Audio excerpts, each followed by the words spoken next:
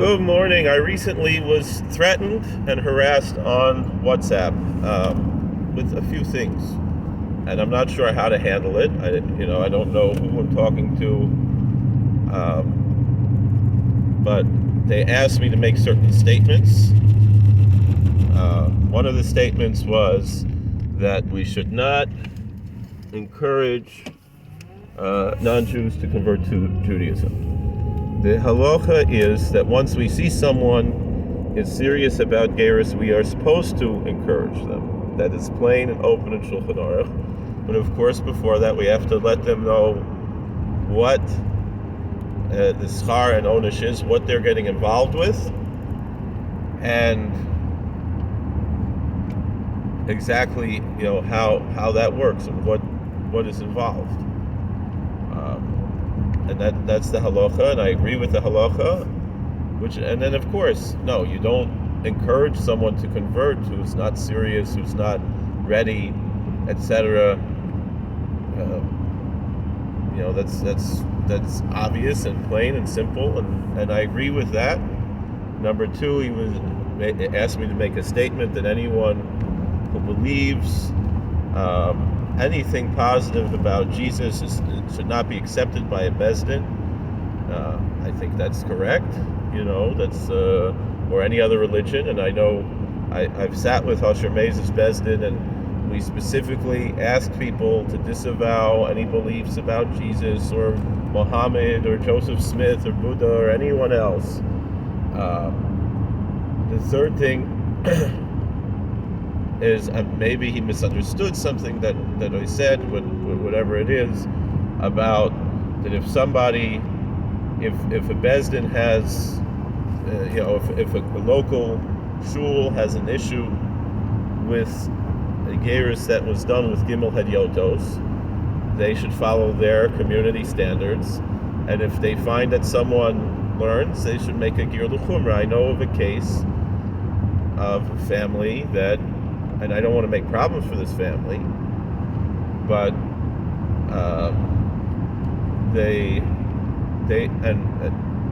made the gerus with Rabbi Meiz's Beis Din. I was not involved. They asked me to learn with them. I learned with them for a number of months after their gerus. Just that they should have someone to learn with, someone to learn Torah with. We were learning Shulchan Aruch. We were learning books on halacha, like Shari Halacha and other things, and we're going through them and having shiurim together. And then they came to visit our community, and they were accepted in our minyan as being Sarf to the minyan. They asked me to call the local rabbi in their community to talk to them about accepting them, or if he's uncomfortable with the gerus of Gimel Hedyotos, that which Beis Din would he bring them to, or would he learn with them? He just hung up the phone on me. We wanted them to move to our community, and we said, still we would, after you learn with us for a number of years, we would still think you should make a ger l'chumra, because Gimel Hedyotos is a b'diavad situation and not something to be encouraged, except b'shas dechak. And once someone is in a community, they should probably do something again, which is very common. And they wound up moving to another community that told them, they have to, they don't at all recognize the first gerus. They don't consider ger l'chumra, even to the point where they shouldn't openly or at all have shmiras mitzvos, which is certainly confusing to me why anyone would say that. I understand again that the community would say, we're not going to starve you the minyan, we're not going to give you an aliyah, we're not going to do this.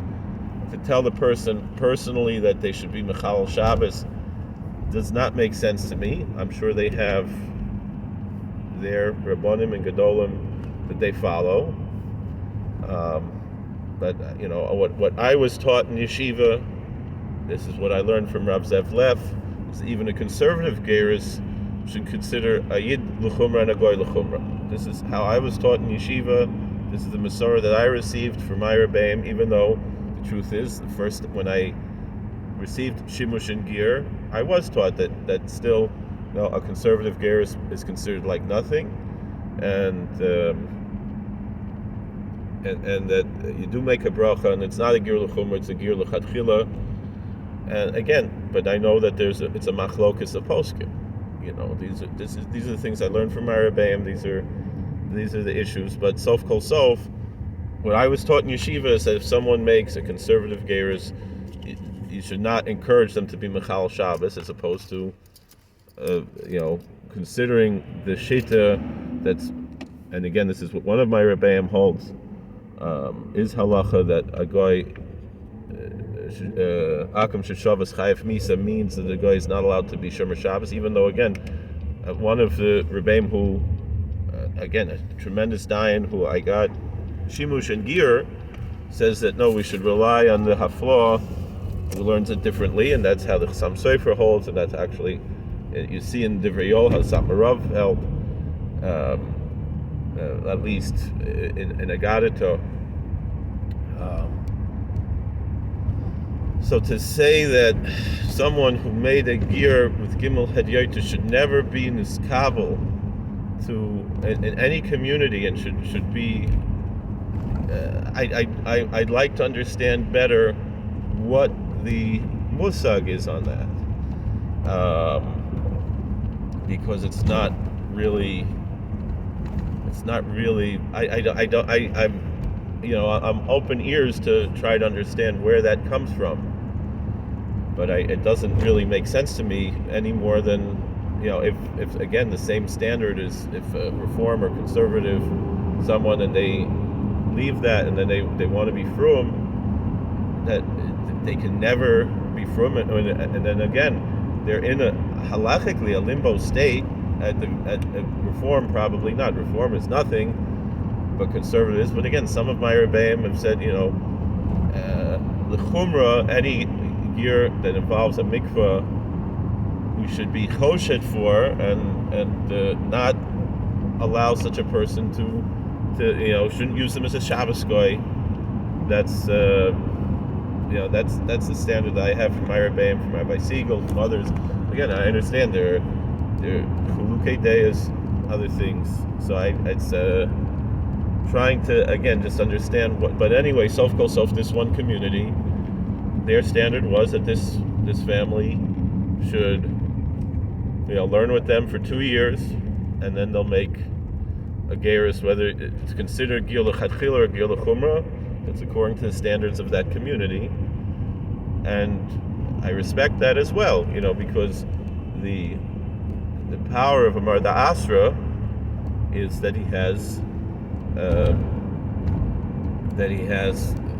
authority in his community, as long as it's kehalacha, and as long as he's a Talmud Chacham and he's an Er L'chid, and that's just the way that communal life works, and halachically speaking. And again, this is something I've seen Asher Mesa say many times, is that you have to follow the norms of your community, and that is clearly the halacha wherever one lives. You can make discussions in halacha about certain things that we do that are chumras, or that are not the ikar adin, but sof kol sof, if the standards of one's community is a certain way, members of that community are mechuyev to follow the standards of that community. And if many communities have standards that are more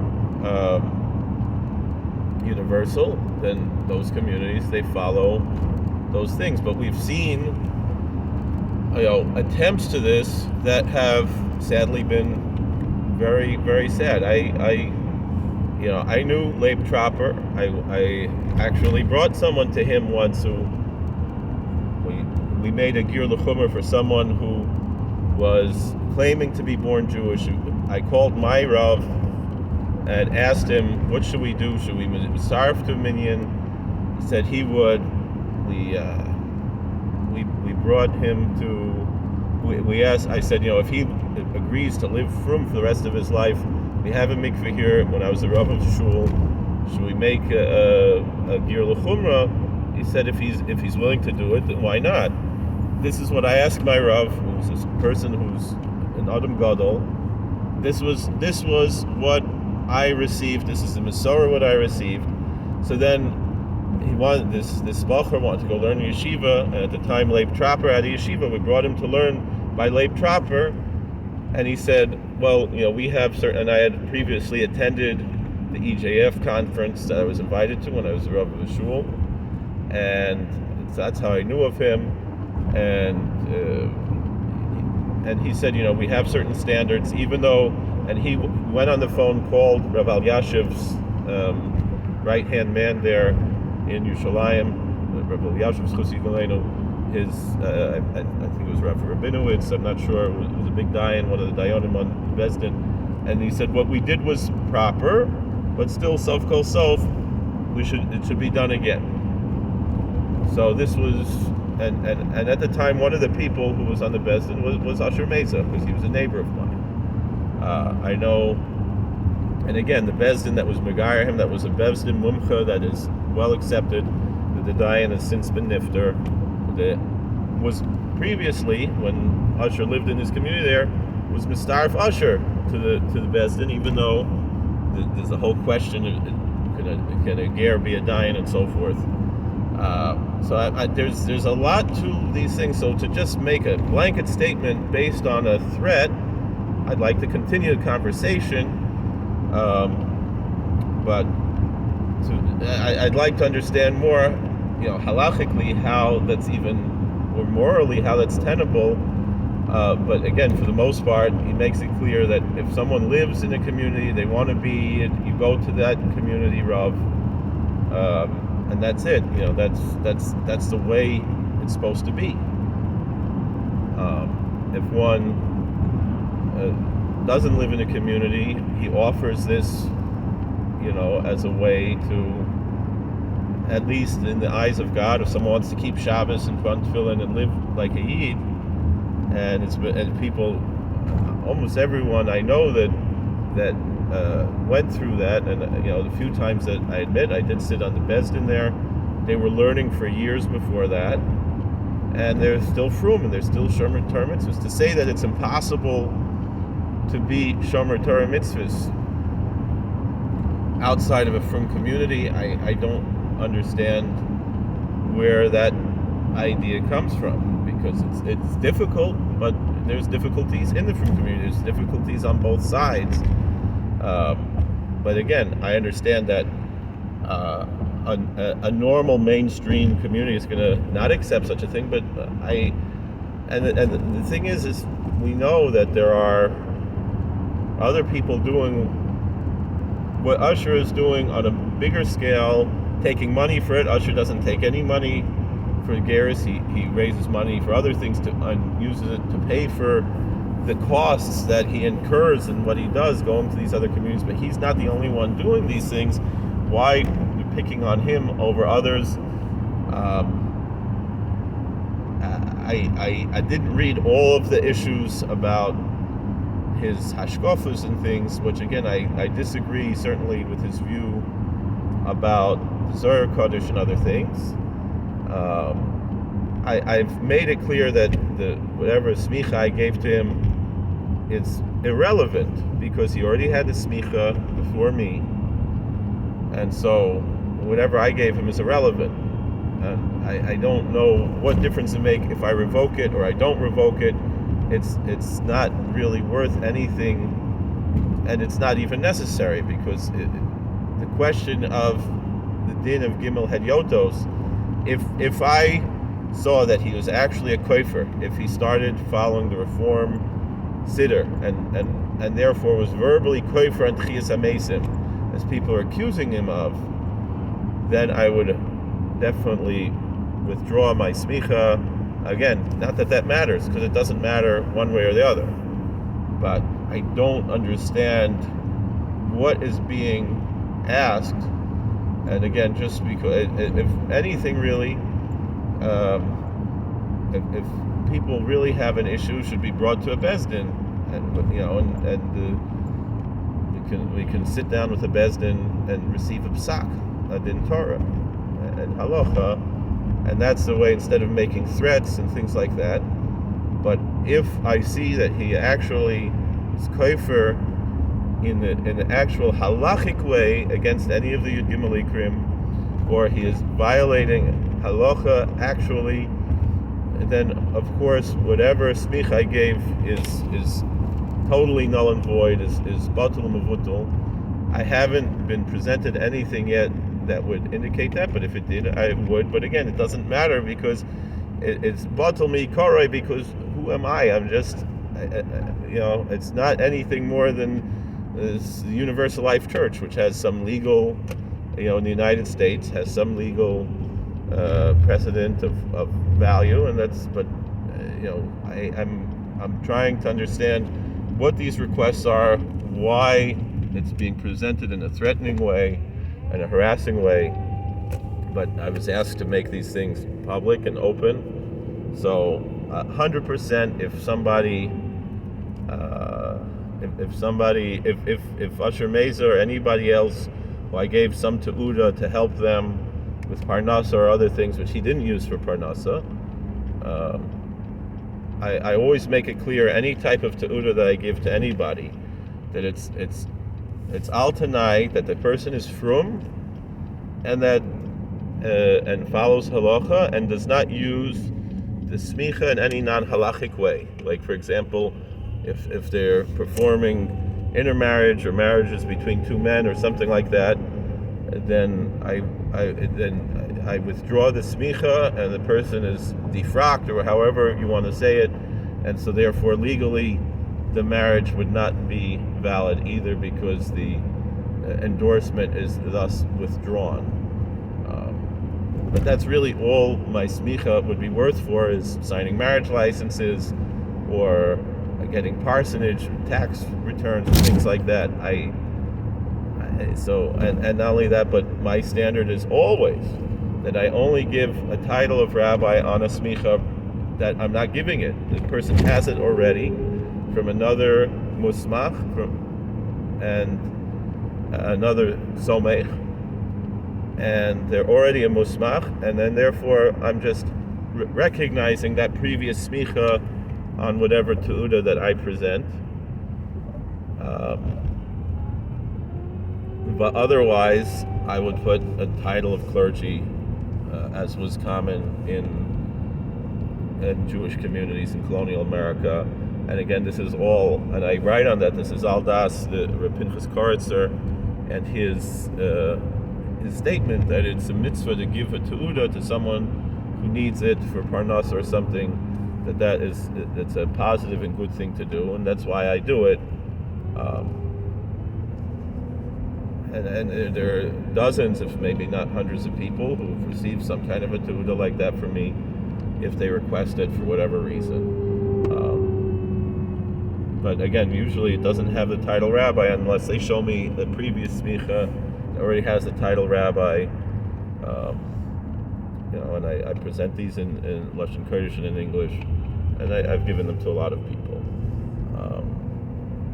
And I admit that, and maybe it's a fil dezach, maybe it's something I'm doing wrong, but it's something I do as a taiva for someone who needs help.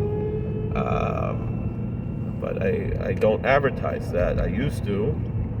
Maybe I shouldn't even mention the video. So I have a big mouth. I'm running my mouth, but I'm trying to just figure out what exactly people want me to say here.